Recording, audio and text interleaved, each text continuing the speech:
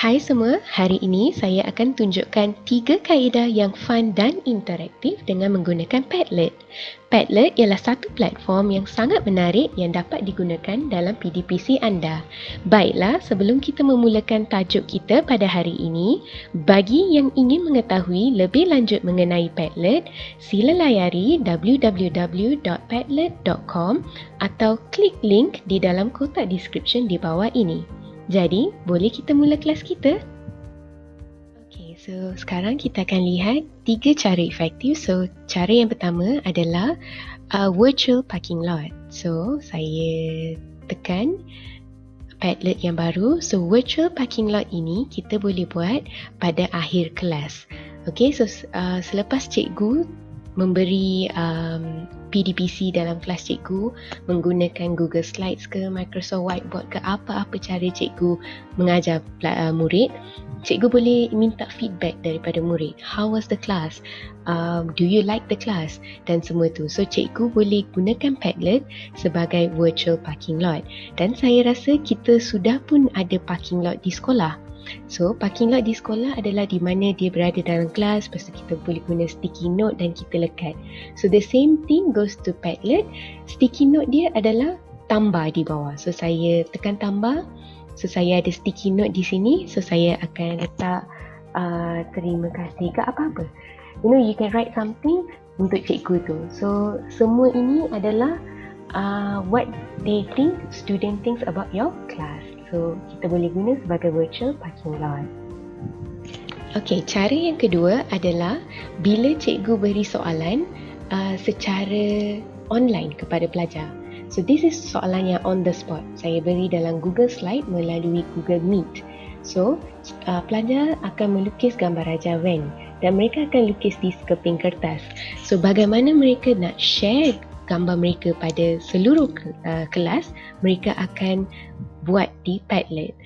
So, saya akan wujudkan satu platform Padlet ini dan mereka akan upload di sini. Tapi sebelum itu, saya nak bagi tahu cikgu-cikgu bagaimana untuk share virtual platform ini.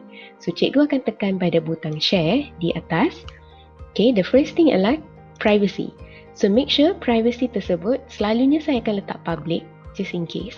Dan visitor permission, this is very important. Visitor permission, pastikan dia boleh tulis, they can write, baru mereka boleh upload di sini. Okay, lepas tu lagi satu adalah di dalam share ini, bila cikgu boleh copy this link ke Google Classroom. So, cikgu boleh share ke Google Classroom terus ataupun cikgu boleh copy link ini dan cikgu pergi pada Google Classroom, buat assignment ataupun buat material dan cikgu boleh link terus Padlet ini ke sana. So, apa pelajar akan buat pula? Mereka akan masuk ke sini dan mereka akan tekan tambah. Okay, katakan mereka tekan tambah dan bagaimana mereka nak upload jawapan ialah by doing upload. Senang saja mereka akan upload dan this is very handphone friendly juga. So mereka boleh terus upload ke Padlet tersebut. Lepas itu kita akan bincang jawapan ini secara maya. On the spot kita akan bincang. So kita akan tengok adakah jawapan kawan ini betul, adakah jawapan kawan ini betul. Dan kalau cikgu nak besarkan, cikgu boleh tekan gambar tersebut dan cikgu boleh besarkan. Okay, so itu cara yang kedua. Okay, so kita dah sampai ke cara yang ketiga dan ini adalah cara kegemaran saya, my favourite, and this is how we do it. Okay, so saya namakan Padlet saya sebagai Warrior SPM. So, Padlet saya akan kelihatan begini. Look at this. Look at how beautiful Padlet ini. Nampak pun sangat menarik Padlet ini. So, kalau kita lihat kan di sini, di kolom yang pertama, saya ada set 1, ada semua soalan. Set 2 pun ada soalan. Lepas tu yang ketiga, kolom yang ketiga, keempat dan kelima adalah kolom jawapan. Tapi sebelum saya terangkan dengan lebih lanjut mengenai semua ini, saya nak terangkan bagaimana saya set format ini dalam Padlet saya. So, saya patah balik. Okay, saya pilih satu virtual platform, katakan yang ini. Okay, apa cikgu boleh buat? Cikgu pergi kepada 3 titik di atas ini. Okay, cikgu pergi kepada change format. Lepas itu, cikgu pilih shelf. Okay, cikgu pilih shelf, nanti dia akan arrange mengikut kolom. So kalau cikgu, ini adalah semua di kolom pertama. Kolom pertama semua ada di sini. Okay, katakan cikgu tak nak banyak gambar di sini. So apa cikgu boleh buat? Cikgu boleh add kolom. So kita namakan kolom yang kedua, maybe just kolom 2 lah. Kita namakan dia. Okay, so kita save. And then apa saya buat? Yang ini, the first one, saya akan drag dan saya akan letak di kolom yang kedua. Okay, katakan yang ini pula saya akan drag dan saya akan patah balik letak di kolom yang kedua. So dia akan nampak macam tak banyak di kolom 1 dan di kolom 2. So begitulah cara untuk membina template tersebut. Okay, sekarang kita patah balik ke sini. So apa saya buat? Kelas saya ada 19 orang murid. So 19 orang murid ini, mereka terdiri daripada pelajar-pelajar yang pelbagai aras. Okay, so what I did was, saya upload beberapa soalan, 19 soalan di sini, dan setiap soalan saya ada beri nama. So katakan nama ini, pelajar ini akan menjawab soalan ini. So soalan aras kesukaran ini saya rasa sesuai untuk pelajar ini, jadi dia akan menjawab soalan ini. Katakan pelajar ini, saya rasa aras ini yang sesuai untuk pelajar ini. So this is called kepelbagaian aras. Okay, differentiated learning. Okay, alright. So what the pelajar will do, mereka akan baca soalan, mereka akan jawab di atas sekeping kertas dan mereka akan upload di sini. So bagaimana mereka nak upload? They just tambah dan mereka akan upload gambar mereka.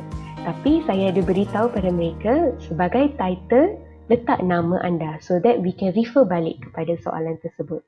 Okay, now apa yang membuatkan ia menarik dalam kelas adalah grading. So contohnya, kalau pelajar ini, okay, kalau pelajar ini grading dia dapat semua betul. Jadi bagaimana saya nak buat grading? Saya pergi kepada roda ini, okay, dan saya letak pilih reaction, okay, roda reaction, and then saya pilih grade. Okay, lepas tu maximum grade cikgu boleh letaklah di sini, ataupun cikgu nak letak 5 markah ke maksimum, ikut cikgu. So markah maksimum saya adalah 100, so saya letak grade 100. Okay, so di sini pula saya akan letak grade dia nanti bila dia dah jawab. So kita boleh scroll grade. Dia ada grade dari 0 sampai ke 100. So kita boleh grade pelajar kita. Okay, katakan pelajar tersebut tidak menjawab dengan betul. Okay, for example, saya ada pelajar ini. Okay, katakan pelajar ini tidak menjawab dengan betul soalan yang B. So cikgu boleh letak komen di bawah ini kepada pelajar tersebut. Okay, so inilah cara yang sangat efektif. I think cikgu, you should try format ini, Padlet ini di dalam kelas anda. Dan cikgu akan lihat semua ini sangat menarik untuk kita baca. It's so nice. Okay, so bawalah semua idea-idea saya, ketiga-tiga idea saya ke dalam classroom anda.